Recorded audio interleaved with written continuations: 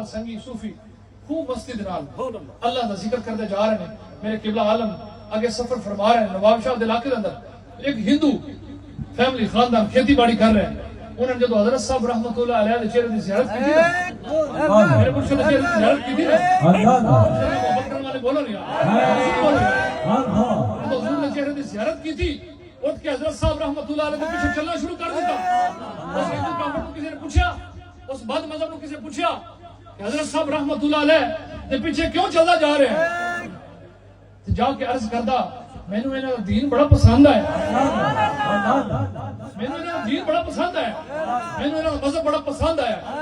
آپ نے جب کول حاضر ہوئے نا تو قبلہ عالم رحمۃ اللہ علیہ نے فرمایا, آپ نے فرمایا بیٹا تینوں فقیر نے کوئی واعظ نہیں کیتا, کوئی نصیحت نہیں کی تھی, تو کیوں اسلام قبول کر رہے ہیں؟ تو اسی وقت عرض کردا کہ جدو آپ اپنے مریدین دے نال اللہ دا ذکر کرتے جا رہے سی, اللہ نو یاد کرتے جا رہے سی, اس محبیت اور مسجد اندر جا رہے سی, تو میرے دل نے ایک گواہی دے چھڑی کہ جیڑا دین اس مرد کامل دا ہے وہی سچا دین.